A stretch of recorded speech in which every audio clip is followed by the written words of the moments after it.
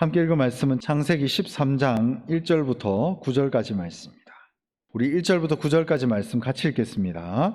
아브라함이 애굽에서 그와 그의 아내와 모든 소유와 롯과 함께 네겝으로 올라가니 아브라함에게 가축과 은과 금이 풍부하였더라. 그가 네겝에서부터 길을 떠나 베델에 이르며 베델과 아이 사이 곧 전에 장막 쳤던 곳에 이르니 그가 처음으로 제단을 쌓은 곳이라. 그가 거기서 여호와의 이름을 불렀더라. 아브라함의 일행 롯도 양과 소와 장막이 있으므로 그 땅이 그들이 동거하기에 넉넉하지 못하였으니 이는 그들의 소유가 많아서 동거할 수 없었음이니라. 그러므로 아브라함의 가축의 목자와 롯의 가축의 목자가 서로 다투고 또 가나안 사람과 브리스 사람도 그 땅에 거주하였는지라.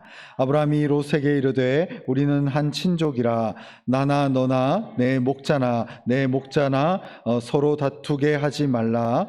내 앞에 온 땅이 있지 아니하냐. 나를 떠나가라. 내가 좌하면 나는 우하고 내가 우하면 나는 좌하리라. 아멘. 창세기 강의 39번째 시간 우리 함께 말씀을 나누고자 합니다.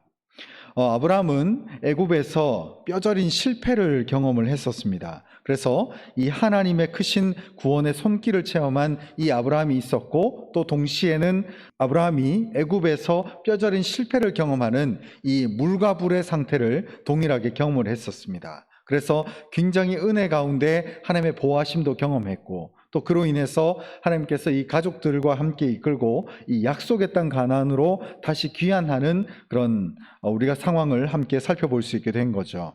자, 그러고 나서 이제 이 아브라함은 무너진 자신의 영적인 신앙의 단을 보수하고 첫 신앙의 회복을 위해서 다시 처음으로 자기가 쌓았던 단을 향해서 돌아오게 됩니다. 바로 그것이 베델이라고 하는 곳이죠. 그래서 이 베델로 돌아와서 이 아브라함은 회개와 어떤 감사의 단을 다시 쌓게 되는 것을 보게 됩니다. 자, 그러고 나서 이제 오늘 본문에 보면 이 아브라함은 조카 롯과 함께 같은 일행을 유지하고 있다가 조카 롯이 분가를 하게 되는 그런 상황을 우리가 볼 수 있게 된다는 거죠. 그래서 왜 이 아브라함과 조카 롯이 분가를 하게 되느냐? 왜냐하면 이들이 가지고 있는 재산도 굉장히 많아졌고 가축대라던가 여러 가지 일손들도 굉장히 많아지다 보니까 이제 더 이상 한 무리로 함께 다니면서 유목민 생활을 하기가 너무 힘들어진 거예요. 그러다 보니까 어쩔 수 없이 이 가족의 장래를 위해서, 그리고 어떤 전 재산의 사활이 걸린 이 목초지, 즉 거주지 선택 문제로 인해서 아브라함의 일행과 그리고 조카 롯의 일행이 이제 나뉠 수밖에 없는 그런 상황 속에 놓여지게 되었다는 것입니다. 근데 이 상황 속에서 일반적으로 어떤 인간적인 처신의 방법을 우리가 따른다고 한다면 기본적으로 숙부이자 즉 삼촌의 입장인 아브라함은 당연히 자기가 숙부로서 이 기득권을 내세워서 더 나은 곳을 차지하려고 노력을 했을 것입니다. 당연한 거겠죠. 하지만 이 아브라함은 자기가 애굽을 내려갔고, 그래서 자신의 육신의 안목을 쫓으면서 애굽을 내려갔다가 다시금 베델로 복귀를 하면서 처음으로 하나님께 제단을 쌓았던 그곳에서 다시금 하나님께 예배드림을 통해서 첫사랑의 신앙을 회복했다는 것을 우리가 알게 된다면, 이제는 아브라함의 태도와 신앙의 자세가 완전히 바뀌어져 있는 것을 우리가 볼 수 있게 된다는 것입니다. 그래서 오늘 본문에서 9절 말씀에 보면 네가 좌하면 나는 우하고 네가 우하면 나는 좌하리라, 이런 말을 통해서 확실하게 롯과 자기 자신의 일행이 분리됨을 통해서 이제 철저한 하나님의 인도하심을 아브라함이 받게 되는 것을 우리가 볼 수 있게 된다는 거죠.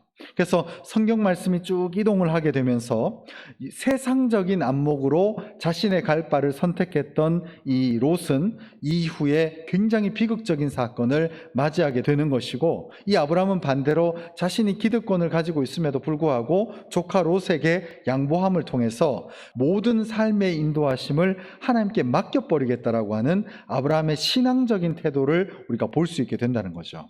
그리고 참 재미있는 사실은 이 분가의 상황을 통해서 알 수 있는 근본적인 우리가 창세기 12장 말씀이 생각이 나는 거죠. 창세기 12장에 보면 하나님께서 본토 친척 아비 집을 떠난다라는 말씀을 해주셨습니다. 그래서 그 언약의 말씀, 즉 제가 원래 성경 말씀을 다시 한번 읽어보면 창세기 12장 1절에 보면 여호와께서 아브라함에게 이르시되 너는 너의 고향과 친척과 아비의 집을 떠나 내가 내게 보여줄 땅으로 가라 라고 하는 그 최초의 약속의 말씀이 사실은 구현이 되는 겁니다. 처음에 아브라함이 자신의 아버지 집에 있었던 그 곳에서 이제 갈대아 우르에서 나오게 됩니다. 근데 분명히 하나님은 창세기 12장 1절에 너는 너의 고향과 친척과 아비의 집을 떠나 지시할 땅으로 가라고 했는데 여기 말 중에 지시할 땅으로만 갔지 그래서 고향은 떠났지만 친척을 떠나지 않았고 그래서 조카 롯을 데리고 왔죠. 그러니까 친척을 떠나지도 않았고 심지어는 아버지 데라도 함께 모시고 나왔습니다. 그러다 보니까 이 하나님께서 아브라함에게 주셨던 이 말씀, 너는 너의 고향과 친척과 아비의 집을 떠나 내가 내게 보여줄 땅으로 가라 라는 이 말이 구현되기에는 몇 가지 아쉬운 점이 있었다는 거예요. 그래서 우리가 오늘 말씀을 구체적으로 보기 전에 분명히 우리가 기억해야 될 것이 뭐냐면 우리 신앙의 해결이 안 된 부분들을 안고 가도 될까의 문제가 있습니다. 예를 들어서 제가 예전에 이제 고등학교 때 중고등학교 때 수학을 학교에서 공부를 하는데 그 루트라는 게 있습니다. 루트. 숫자에다가 루트를 씌워서 이제 그 숫자가 다르게 변형이 되는 그런 수학의 한 공식 중에 하나죠. 근데 제가 그 루트가 나올 때 뭐 루트 별로 중요하지 않다고 아무도 얘기하지 않았는데 혼자 그냥 생각에 그 부분을 진지하게 또 올바르게 그 해당 과목을 공부를 안 한 거예요. 그리고 나서 그 다음 과로 넘어갔거든요. 근데 그 다음에 문제를 풀 때마다 계속 루트라고 하는 수학 공식 때문에 걸리고 이 수학 공부가 진행이 안 되는 거예요. 그래서 한참 갔다가 다시 루트로 돌아와서 다시금 수학 공부를 해서 나중에 수능을 봤던 그런 기억이 있습니다. 이게 무슨 얘기냐면 하나님의 영적인 세계도 마찬가지예요. 예를 들어서 아브라함은 하나님을 믿었을 때 이런 게 있었을 겁니다. 하나님의 역사라고 하는 것은 대충 어떻게 보면 크게 막연하게 이루어진다라고 생각했을지도 모르겠어요. 왜냐하면 통상적으로 그 당시에 존재했던 많은 인류의 문명들이 20대, 30대쯤에 자식을 낳고 애를 낳았습니다. 근데 아브라함은 놀랍게도 이때 당시에 이제 60대, 70대를 이루고 있었는데도 아직 자식이 없어요. 근데 분명히 하나님은 아브라함에게 갈대아 우르를 떠나기 전에 창세기 12장 1절부터 내가 너에게 자손도 허락해줬고 너 자체가 복이 될 거다라고 하나님께서 말씀해 주셨음에도 불구하고 실상 이 아브라함이 가나안 땅으로 이동은 했는데 기근이 들어버렸고 어쩔 수 없이 먹고 사는 문제가 당면을 하게 되니까 하나님께 묻지도 않고 인위적으로 애굽으로 옮겼었어요. 그죠? 기억나시죠? 그죠? 그러고 나서 그 애굽에서 삶을 살아도 괜찮겠지 라고 하는 인간적인 판단에 의해서 삶을 살았지만 결국 하나님은 아브라함 속에 숨겨져 있는 불신앙적인 요소까지 다 처리를 하고 다시금 가나안 땅으로 하나님은 끄집어 올리셨단 말이죠. 그래서 이게 무슨 얘기냐면 우리 신앙에 아직도 해결되지 않은 부분을 방치해 놔도 되는가? 그렇지 않다는 거예요. 하나님은 반드시 어떤 방식으로든 그런 부분들을 해소시켜 주시고 그 문제가 되는 부분들을 반드시 결정짓고 나서 그 다음 단계로 우리를 인도하시는 하나님이라는 것을 믿는 것이 중요하다는 거죠. 자, 그러면 우리 본문을 좀 더 구체적으로 한번 살펴보겠습니다. 1절에 한번 보시면 이렇게 되어 있습니다. 아브라함이 애굽에서 그와 그의 아내와 모든 소유와 롯과 함께 네겝으로 올라가니 어디로 올라왔냐면 네겝이라고 하는 곳인데 이 네겝이라고 하는 것은 쉽게 얘기하면은 애굽에서는 위쪽입니다. 북쪽이죠. 그러나 가나안 땅으로 보면 가나안 남부 지방을 네겝, 이 남방이라고 하는 이름을 가지고 있는 게 네겝입니다. 남방, 네겝 좀 비슷하죠. 그래서 이 네겝이라고 하는 것이 남방 지역인데 이 가나안 땅 남부로 결국은 이집트에서 올라오게 됩니다. 그 원인은 간단하죠. 왜냐하면 가나안 땅에 기근이 들었었고 이 아브라함의 가족들이 먹고 살 일이 빠듯해지니까 어쩔 수 없이 물건도 많고 가축도 많고 곡식도 많은 애굽으로 이전을 했거든요. 근데 그것이 하나님의 약속이 없이 임의로 옮기다 보니까 결국 거기서 자신의 멀쩡한 아내를 누이라고 소교했고 그 이방 왕이었던 바로 왕한테 큰 고함 소리를 들으면서 창피스러운 마음으로 올라오게 됐습니다. 근데 재밌는 사실은 그렇게 창피스러운 마음으로 애굽을 갔다가 올라왔음에도 불구하고 재밌는 것이 뭐냐? 이 아브라함이 애굽에서 그와 그의 아내와 모든 소유, 즉 소유와 롯과 함께 올라왔다고 돼 있어요. 근데 재밌는 사실은 여기서 모든 소유라는 표현입니다. 원래 아브라함은 고향 우르를 떠났을 때는 그렇게 곡식이 많지 않았어요. 그리고 부유하지 않았습니다. 근데 공교롭게도 애굽으로 내려갔을 때 멀쩡한 아내를 누이라고 속이면서 바로 왕의 후궁이 될 뻔하다가 바로 왕이 아브라함의 아내인 사레를 다시 아브라함에게 주면서 처음 데려왔을 때 그때 뭐라고 할까요? 사례 물품이라고 할까요? 그때 이제 사례를 자신의 후궁으로 삼은 거에 대해서 그 남편인 아브라함에게 후하게 쳐줬던 그 물건들이 있었습니다. 가축들이나 곡식들이나 여러 재물들이 있어가지고 아브라함이 다시금 애굽을 갔다가 가나안으로 왔을 때는 재산이 꽤 많았어요. 참 재밌는 거죠. 어찌됐든 하나님의 역사대로 아브라함의 삶은 풍요롭고 복의 근원의 역할로서 그 삶을 유지하게 됩니다. 그래서 여기 2절에 보면 아브라함에게 가축과 은과 금이 풍부하였더라. 여기 이 가축과 은과 금은 자신이 하란에서 받았던 그 재물, 하란이라고 하는 지역, 아버지가 죽고 나서 아버지의 모든 유산까지 이제 다 받게 된, 아버지 데라가 죽었죠, 하란에서. 그래서 그때 가지고 왔던 그 재물 플러스 그리고 애굽 왕 바로에게 받았던 재물까지 합쳐지니까 굉장히 풍요로워진 거예요. 결국 참 이게 재밌는 게 아브라함은 불신앙으로 인해서 애굽을 내려갔다 왔지만 결국 결과론적으로 하나님은 아브라함을 복이 되게 해주셨고 그 위기의 상황이었지만 동시에 그 복이 되는 역사를 경험하게 해주셨어요. 그래서 불신앙이든 아니든 하나님의 택하심 가운데 거하니까 아브라함의 가축, 은과 금이 매우 풍족해지면서 하나님의 인도하심을 받게 됩니다. 그래서 하나님은 아브라함에게 복을 베푸시고 그가 풍요롭게 해주시는데 그를 인도하고 있다는 것을 2절에서 볼 수 있게 됩니다. 자, 이제 가축이 많아지고 은과 금이 많아지다 보니까 이제 조카 롯의 무리와 아브라함의 무리가 나뉠 수밖에 없는 상황이 점점 돼버리는 거예요. 그래서 3절 4절에 보면 우리 3절 4절을 같이 한번 읽겠습니다. 시작. 그가 네게브에서부터 길을 떠나 베델에 이르며 베델과 아이 사이 곧 전에 장막 쳤던 곳에 이르니 그가 처음으로 제단을 쌓은 곳이라. 그가 거기서 여호와의 이름을 불렀더라. 자, 이곳은 처음으로 제단을 쌓았던 베델입니다. 그래서 이곳을 제가 예전에도 한번 말씀을 드렸죠. 이것은 아브라함의 손자였던 야곱이 외삼촌 라반의 집으로 가는 길에 누웠던 그 돌베개가 있었던 그곳입니다. 그러니까 결국 이 아브라함은 이 베델이라고 하는 곳에서 신앙의 초심을 회복하고 신앙의 첫 마음을 회복하게 됩니다. 근데 여기서 이제 특정 사건이 벌어지게 되죠. 5절, 6절, 7절에 보면 제가 한번 읽어드리겠습니다.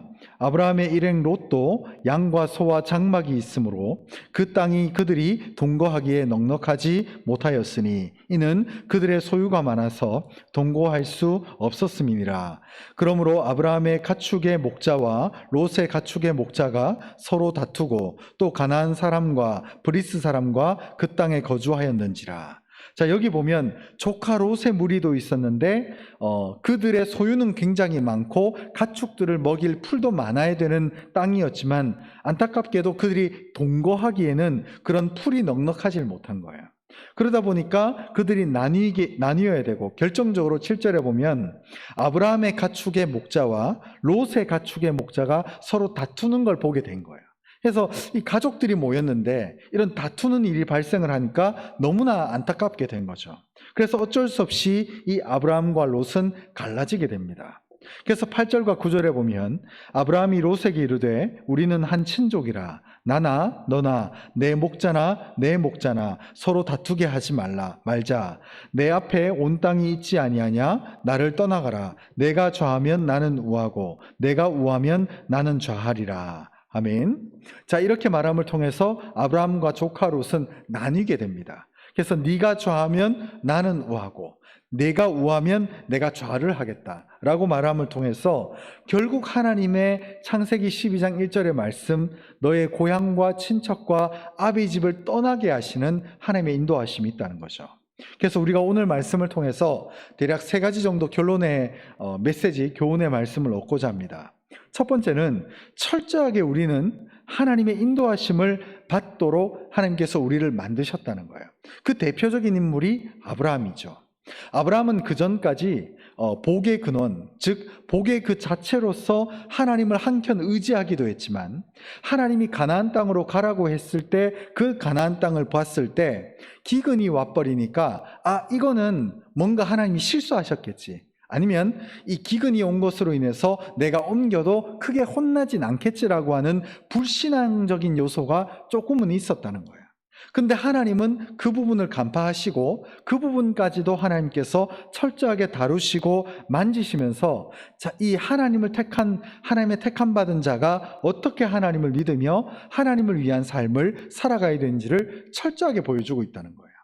그래서 우리는 하나님을 믿으면서 작은 부분 하나라도 하나님의 인도하심을 구하며 하나님의 역사하심 가운데 그 주도권을 맡기는 것이 너무나 중요하다는 거죠. 여러분, 하나님은 그냥 지나치는 법이 없습니다. 우리의 삶에 부족하고 불신앙적인 부분이 있으면 이 부분이 다루어지고 있다는 것을 믿는 것이 중요하다는 거죠. 그리고 두 번째 교훈은 인생은 결과도 중요하지만 과정도 중요하다는 겁니다. 하나님이 약속의 땅으로 인도하시고 복의 근원, 즉 복 자체가 되게 해주셨지만 결국 그 과정 가운데 어떤 불순물들, 이런 불순물들을 불로 지우시고 불로 태우시는 하나님의 역사가 있다는 것입니다. 그래서 그 모든 과정들을 통과할 때 비로소 복의 그 근원, 그 자체가 되는 아브라함의 삶의 길이 있다는 거죠. 여러분, 우리의 삶도 마찬가지입니다. 이 정도면 괜찮겠지. 이 정도면 기근이 와도 하나님이 실수하셨겠지. 하나님이 나에게 이런 걸 허락하지는 않으셨을 거야 라고 하는 은연중에 생각이 있어서 그런 부분들이 하나님께 기도하거나 묻지 않고 그냥 진행해버리는 그런 상황들이 우리에게 발생할 수 있다는 거죠. 그러나 우리가 명심해야 될 것은 바로 이 기근을 통해서 하나님은 아브라함으로 하여금 좀 더 기다리게 하시고 좀 더 기다리게 함을 통해서 하나님의 뜻을 묻는, 하나님의 철저한 택함을 받은 백성으로 하나님이 만들고 계신다는 것을 우리가 기억하는 것이 중요하다는 것입니다. 그리고 마지막 3번째 교훈은 믿음이라고 하는 것은 어떤 사람이 아니라 하나님을 의식하는 겁니다. 하나님을. 여러분, 사람을 의식하면 무엇이든지 적당하게 하게 됩니다. 예를 들어서 감시자가 있어요. 감시관이 있는데 이 감시관이 잠시 예를 들어서 다른 곳에 볼일을 보러 갔다거나 아니면 잠시 쉬러 갔다고 하면 노동자들, 즉 일꾼들은 그 자리에서 조금 느슨해집니다. 이것은 사람을 의식한다는 거죠.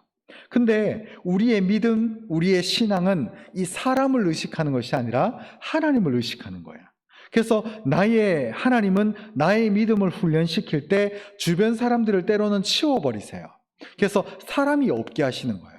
재밌죠? 왜 아브라함이 복의 근원, 즉 복 자체가 될 수 있는가? 너의 본토 친척 아비 집을 다 떠나게 하시는 거예요. 그래서 아비 집도 떠나게 하고 고향에서 아브라함을 알던 사람도 다 치워버리게 하시고 철저하게 아브라함의 무리와 자신의 한몸 된 아내만 남겨놓고 믿음의 여정을 다니시는 거죠. 그럼을 통해서 철저하게 하나님은 택한 백성을 때로는 외롭게, 때로는 특히 홀로 두신다는 것을 기억한 것이 중요합니다.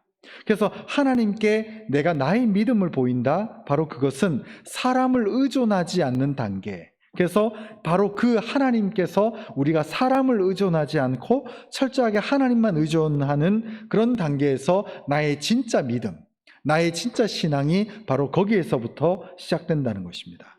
그래서 기독교의 핵심은 사람이 중심이 아니라 하나님이 중심이 됩니다. 그래서 수많은 사람들이 나와 함께 동떨어진다 하더라도, 수많은 사람들이 나를 지지해주지 않는다 하더라도 우리가 하나님을 바라보면서 하나님께만 내 신앙을 올려드리는 것이 참으로 중요하다는 것입니다.